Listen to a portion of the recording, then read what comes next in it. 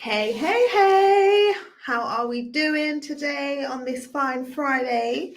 I'm going live today as the final installment in the visibility series that I've been running. So if you have not caught the previous videos where I've been talking about the importance of visibility for female professionals, I encourage you to go back and have a look at some of the previous live streams, because we've been talking all about positioning, all about being intentional, all about visibility and what it can do for you in terms of opening up opportunities and getting you to where you want to get to in your career. But if this is the first time that you're catching me live, welcome. My name is Janine Esbrand. I am a career strategist and an executive coach, and I'm super passionate about supporting women who are looking to make big, bold moves in their career and transition to roles with more meaning, more impact, and more pay. And so today I am going to be talking about the fact that the world of work is changing fast, as we know, and the importance of being ready and what you can be doing to get ready for the changes that are afoot. And as I am going through and I'm sharing, feel free to ask any questions in the chat. If I say something that you find to be valuable or useful, type it in the comments. The reason being, if you write things down, they stick. Right? If you hear something, you may hear it, be like, oh, that was good, and then you might forget about it. If you write it down or you type it out, you're more likely to remember it. So hey, for those of you joining on Instagram, nice to see you. And for those of you on LinkedIn, on YouTube, hey. All right, so we're going to dive in and we're going to talk about the fact that the world of work is changing. I think that positioning yourself intentionally and focusing on your visibility and focusing on personal branding is something that is way more essential than it was in the past. In the past, it was a nice to have. Like if you're somebody who is looking to progress in your career, it's nice if you can build out your LinkedIn profile. It's nice if you're able to go and speak more about what it is that you're doing. It's nice if you're able to position yourself. You may still be able to advance in your career without doing those things. I think now in 2023, it's even more important that you're doing those things. So it's gone from a nice to have to a yes, this is absolutely something you should be focusing on. And I'm going to talk about why that is in the context of what is going on in the world today and like the shifts that are happening in the world of work. I attended a conference, a summit earlier on this week, the Employee Engagement Summit, and it was really interesting to attend and see so many different organizations coming together to share their insights, their thoughts, their perspective on where things are going in terms of organizations and what organizations are doing and need to be doing to engage their teams, engage their employees, so that everyone can be driving forward in the right direction. So there's a few things that I want to touch on today. So I want to talk about AI, because I think that's a hot topic for everybody right now. I want to talk about quiet hiring, and I'm going to also talk about the different generations that are working together in the workplace and some of the challenges that come from that and how that all impacts you and how that all affects you. So and type in the chat, like, have you been considering the future of work? Have you been considering like what happens as we hear more and more about the impact of AI, as we see there being shifts in different industries and some industries being in decline, and there being a lot of changes? Like, I'd love to know from you as you're listening, and if you're catching this on the replay, is this something that you've been contemplating and considering? Like, where do I stand and where does my role stand in the long term? Like, type yes in the chat if that's something that you've been thinking about. But let's talk about it. So when I'm working with clients, the majority of my clients are professionals. They are female professionals coming from a professional services background. I work with other clients too, but those are the majority of my clients. So talking lawyers, accountants, consultants, project managers, directors, like we're talking about people who are highly skilled.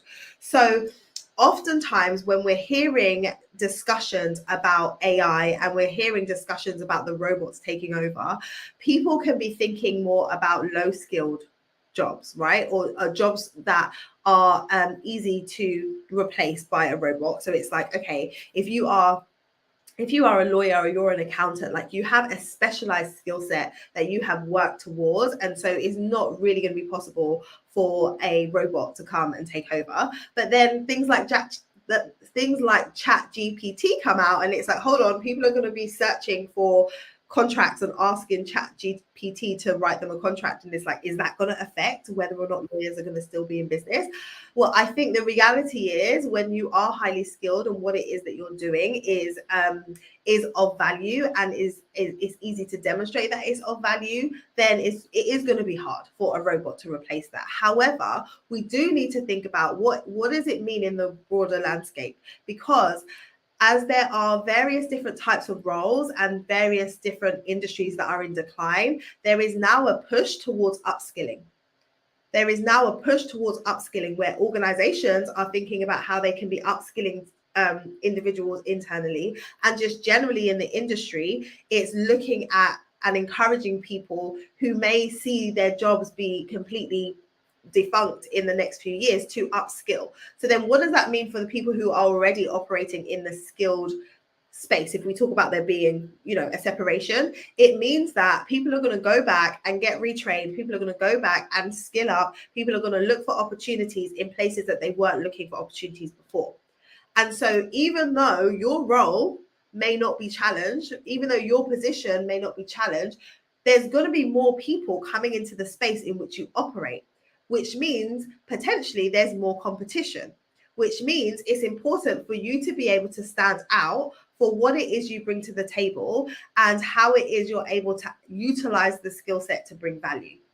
So think about what happened with COVID and in the online space, right? Before COVID, there were a lot of companies, there were a lot of organizations that were delivering their services online. There were a lot of different industries that were using online platforms to deliver their service. Coaching is an industry that's a good example. Like, there were coaches who were operating online before COVID.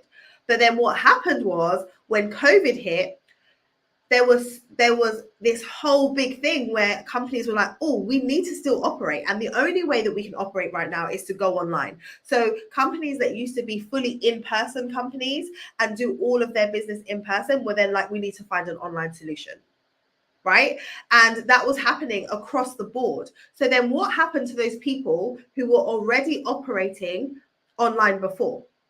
They were still online, but then they had more competition for attention, because before you may have had a pool of people and a certain number of online providers that were speaking to that pool of people. Then you get all the people that were operating offline also coming online, but it's like, okay, now we have all of these people that are talking to everyone. So then the market becomes more saturated in terms of the number of options that people have to go with.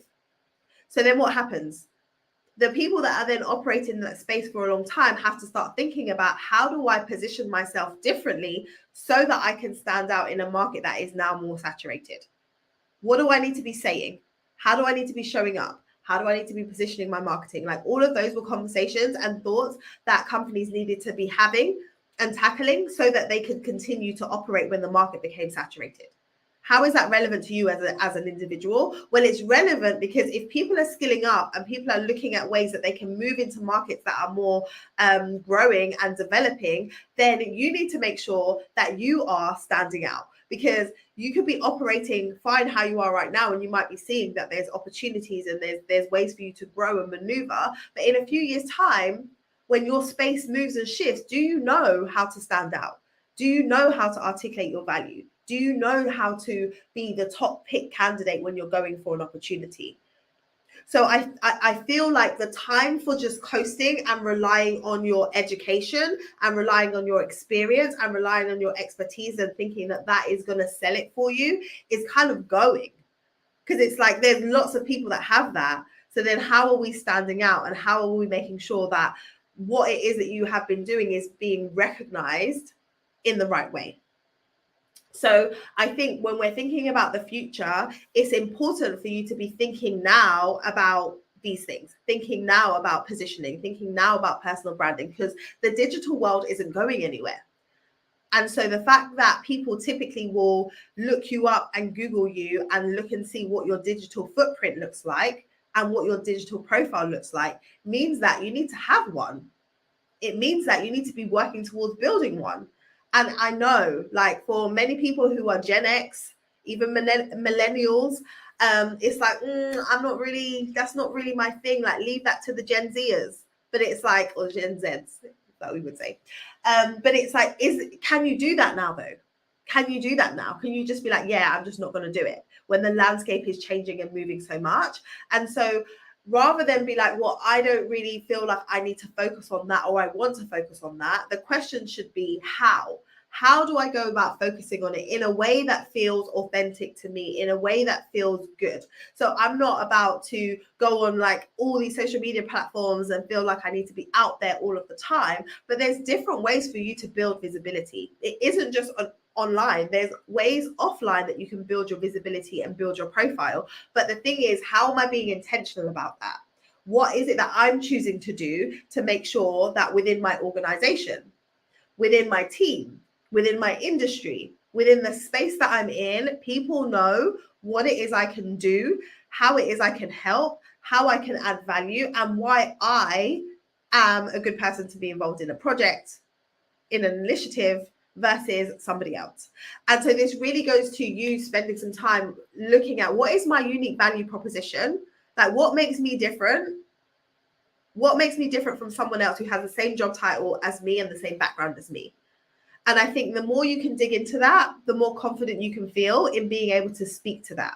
And this is a big part of this is a big reason why part of my program that I work with my clients through is them identifying who they are as people and having a heightened level of awareness around what their skill set is and what their strengths are. Because there are so many different strengths that you can have, but the combination of strengths that many of you have is unique.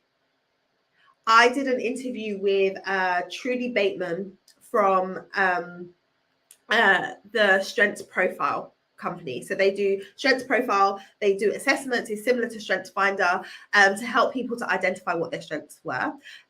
We've got a podcast episode on it. You can go and check it out. It was a fascinating episode. But one of the things that she said, I think the statistic was like there is a 1 in 2 billion chance that you will have the same Strengths Profile makeup as somebody else. 1 in 2 billion. So when you're thinking about how do I stand out, how am I different, like you fully understanding what you bring to the table and the unique blend of that allows you to then see, well, then how does this add value wherever it is that I am? And then how do I talk more about that? And how do I lean into that? How do I make sure that I am doing work that is aligned to the strengths that I have so that I can make the most impact? So that's the first thing that I want to say. Yeah, Jennifer said, wow, yeah, I suggest you go listen to the episode. It's a really good one. So that's the first thing. So AI is one thing. The other thing that is a trend is quiet hiring and organizations focusing more on the importance of skills versus experience. So in the past, if you were going for an opportunity, the thing that you'll be asking yourself is like, oh, like there was that catch-22 situation where it's like, well, how do I get in if I need experience, but I haven't got experience because no one will give me the opportunity to get experience, but I need that first before I can then apply for the next role. So you find yourself feeling like, well, if I want to move into something that's slightly different or maybe like advanced, I don't have the track record in it yet. And I just need someone to give me a break so that I can get the track record so that I can continue. Well, I get it. Like I understand what that mindset was as like, okay, in order for somebody to deliver on this well, we need to know that they've got experience in it. But there has now been a shift, and it was interesting to hear organizations talking about that from research that they've been doing in various different industries. There's been a shift to employers more focusing on what is your skill set? What is your skill set and how is that skill set transferable and how can it be utilized where we want it to be utilized? What is the skill set? And I think that that is a big shift because rather than you thinking I need to have experience of operating in this exact space, you're able to drill down to the skill level and understand what your skills are and then understand how they're transferable. So if there is a move towards skilling up, and if there is a move towards focusing on skill set, then you as an individual have an opportunity to really be digging in around that and understanding that. Like, what is the skill that you are using? What are the skills that you have developed? Do you know what they are? Like if I'm to ask you on a day-to-day basis, what skills do you use? Would you struggle to tell me? Because oftentimes when we're asked about our day-to-day, we talk about what we do, and we often do that in a very general way. Like I manage people, I organize this, I draft documents, I have conversations, we can talk about it in a very broad way. But like, are you identifying the skill that you are cultivating through the different tasks that you're doing on a day-to-day basis? So like there's opportunity there for you to understand the skill and then how that feeds into the tasks that are required and the projects that need to get done. Because if you understand that, if you understand what you're able to do and what you've developed at a skill level, and organizations are more moving towards focusing on that, it's easier for you to then articulate the value that you're able to bring. It's easier for you to have conversations that are showing them why it is that you're a good candidate. So this is all work that you do when you're focused on your personal brand. This is all work that you do when you're focused on raising your visibility, because before you can go out there and start talking about what it is that you do, before you can go out there and start sharing your expertise, you have to spend the time figuring out what that even is. You have to spend the time. So you prioritizing these types of things now is going to help you in the future, because in different circumstances, you're going to have to be able to speak about your skill set. I was sharing earlier on today that a client of mine sent me an email. We've been working together over the last few months. She's been working towards making a move in her career, and she was on holiday and a role came up that she really wanted to apply for. And she was like, oh, I don't know if I'm going to get it done because I'm on holiday with my family and I'm not sure. And she sent me the email today to say that she actually was in Cambodia on a river, on a cruise down the river, and she decided to just go all in and do the application.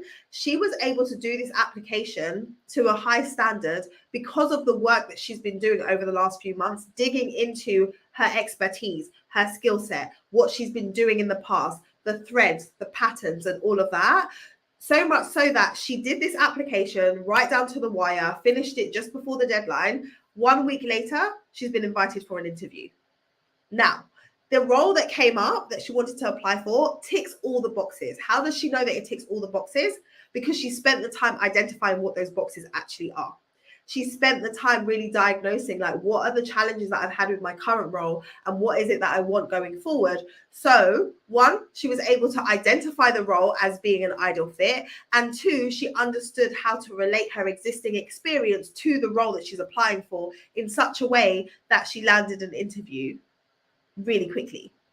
And so what I'm sharing this with you because she did not start the process when she found the opportunity. She did not see the advert on the job board and then say, now I'm going to start thinking about this stuff because the deadline's tomorrow and I'm just going to have to put something together and get it in. No, she was spending time, weeks, thinking about this stuff, digesting this stuff, so that when she's talking about it and when she's creating an application, she's able to do it from an angle of like, I know myself.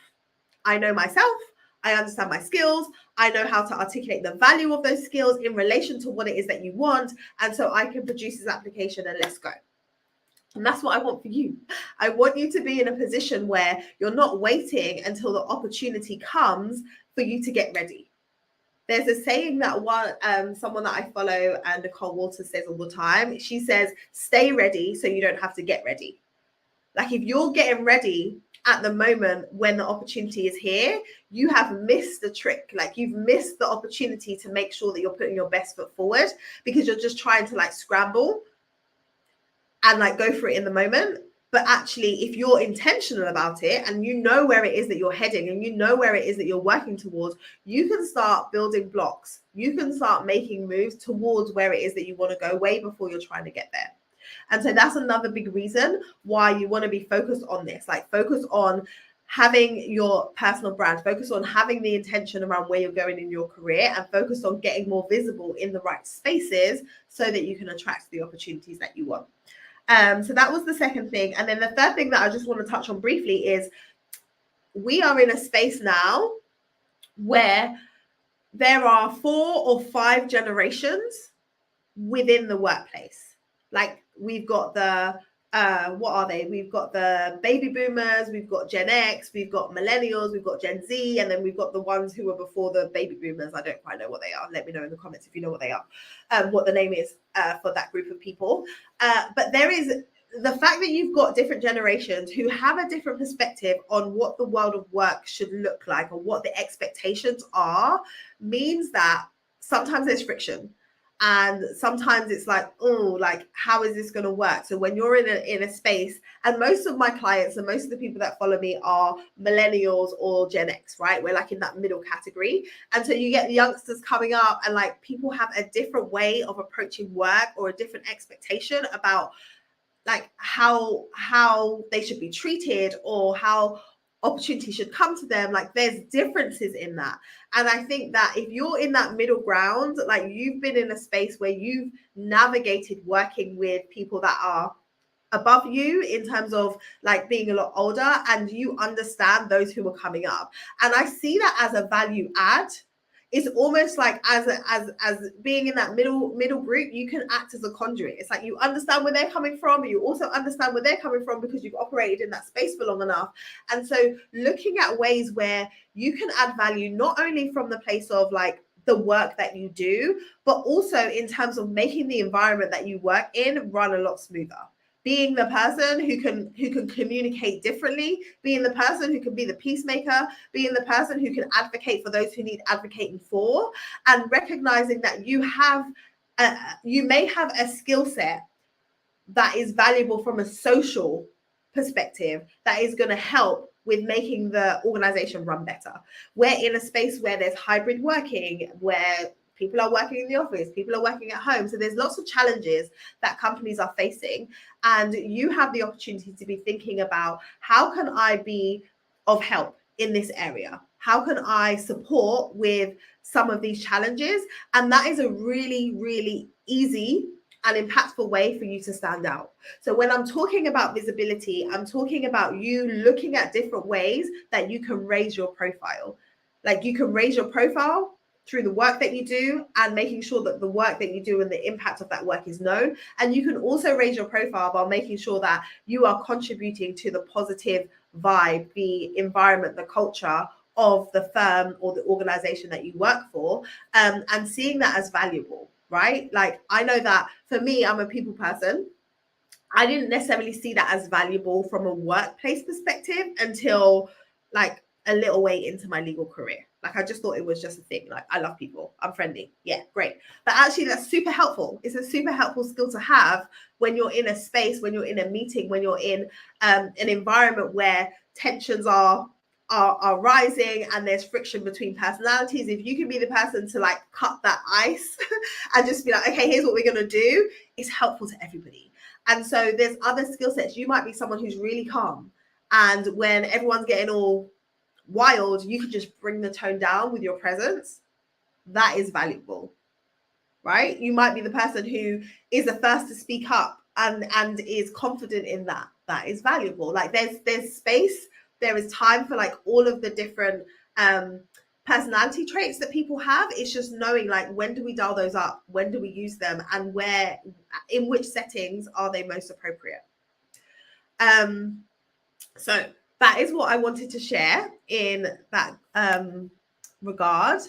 Let me just see some of the comments here. Prioritize assessing skills, strengths, and the impact on the organization. Yeah, Michelle, that's so important. And Simone said, in public sector, my experience, many working up to 70. Yeah, like that's such a good point. If we think about what's going on in society and the fact that people are living longer and that we are being required to work longer, like people are retiring later, then that even more goes to the point that you're going to have people who are retiring later a lot. So they're a lot further on in life. And then you've got people coming to the workforce that are a lot younger. So there's a big gap in terms of age, perspective, traditions, like expectations between those who are like have been embedded in an organization and then the fresh, young blood that's coming in. And so there's questions around like, how do we manage that? And so my encouragement to you is to be thinking about, how do I help with that? How do I support with that? Because if I can support with that and I can help everyone to work together more, closely and seamlessly, Like, I'm going to be someone who is known within my organization. And so when I've been talking about over the last few weeks, you know, visibility and the importance of it, I really hope that it's been helpful for you to see why it's important from different perspectives, from a different lens, and not just like, it's not just about, oh, hey, look at me, I'm visible, like I want everyone to look at me. It's more about, what are you trying to achieve? Where are you trying to go? What are your impact goals? Like, what do you want to do with your career? And utilizing your personal brand and visibility to get you there is going to help you to accelerate quicker.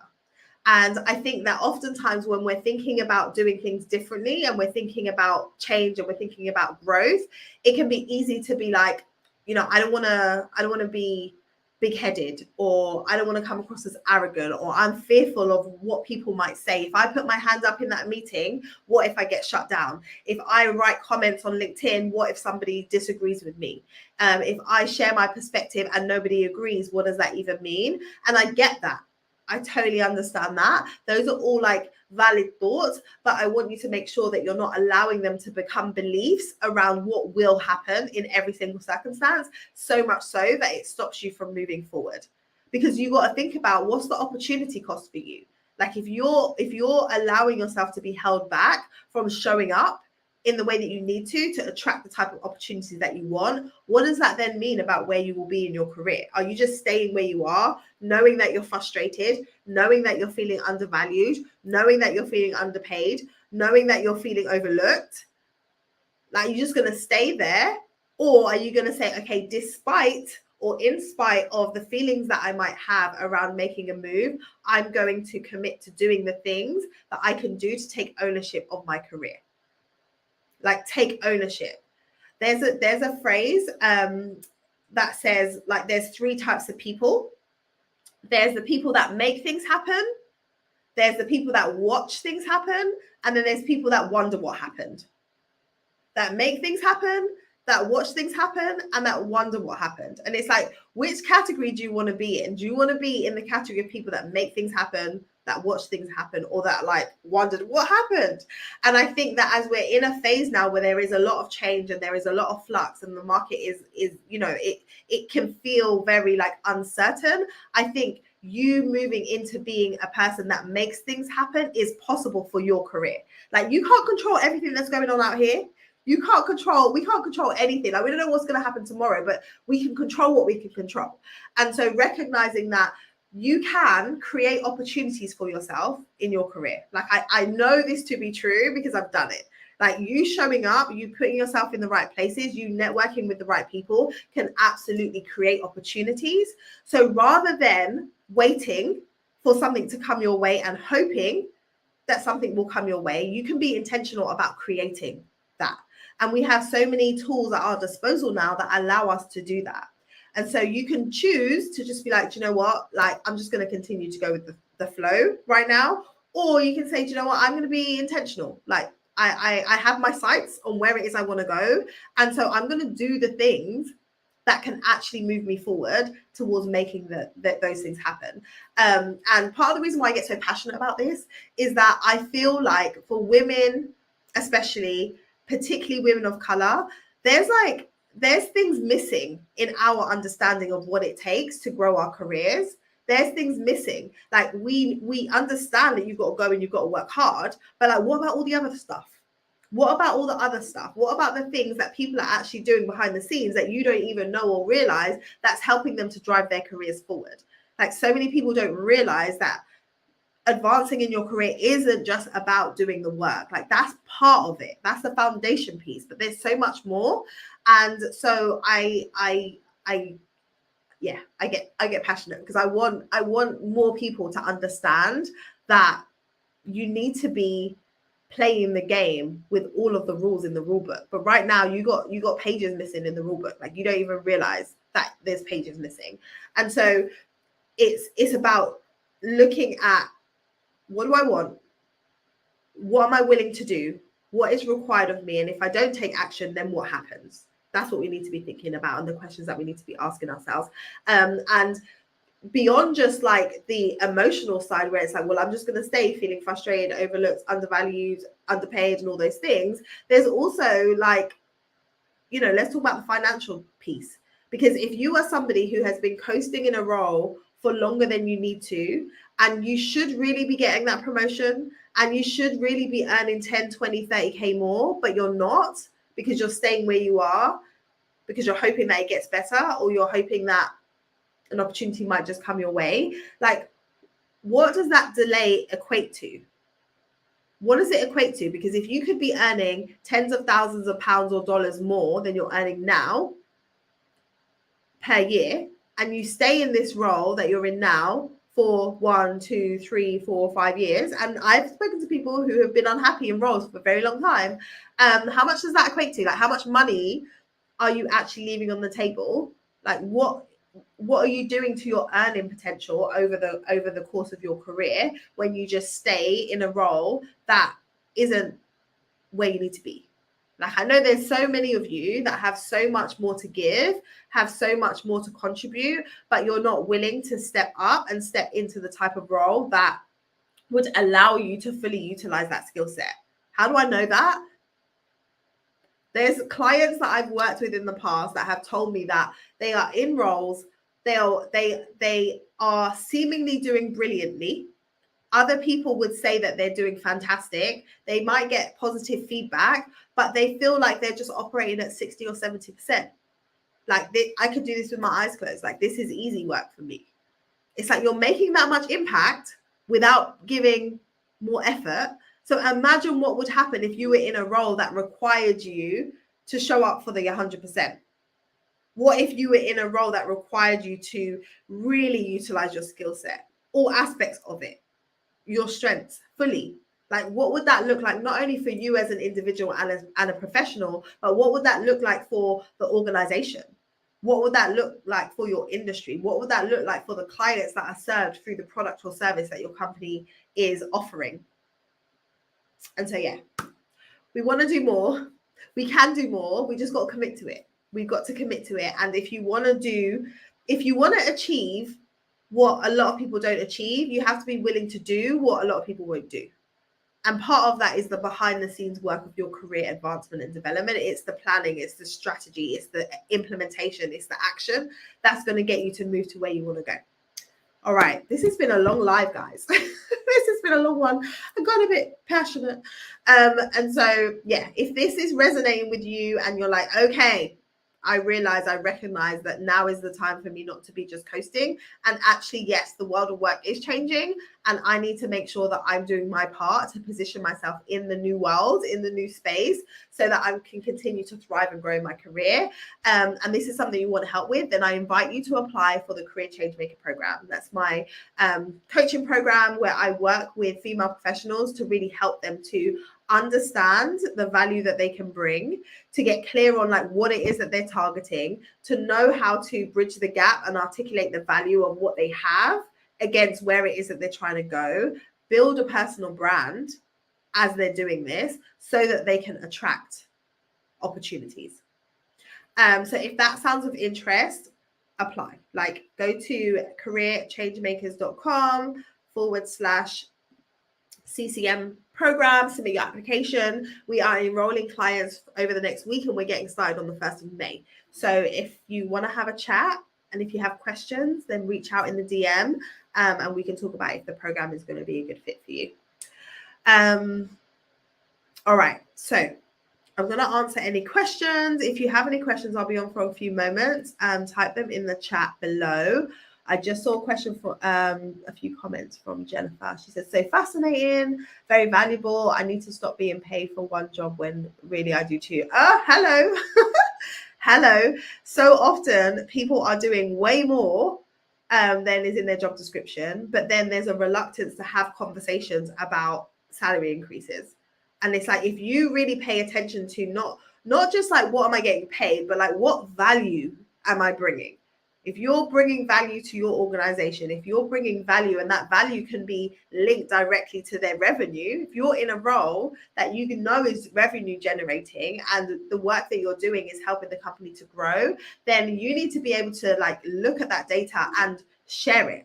Like, oftentimes it's like, okay, we might acknowledge it, but like, are you having conversations and do you feel equipped to have the conversations with your line manager around salary negotiation, not from a place of, oh, you know, I just want to get paid more, but from a data perspective. Like, here's what I've been doing over the last year. Here's what I've been doing over the last 6 months. And here's how it's added to the bottom line. Here's how it's saved money. Here's how it's added value. Here's how it's retained clients. And have a conversation from that vantage point. You're way more likely to be able to secure a salary increase than if you're just saying, you know, cost of living is going up and I need more money. Okay, so that data is key. That's such a great point, Jennifer. Thanks for sharing. All right, guys. I feel like we've been on here for 35 minutes. I've been chatting away. And so I'm going to hop off now and speak to you very, very soon. Again, if you want to speak to me about the program, slide in my DMs, send me a direct message or submit an application.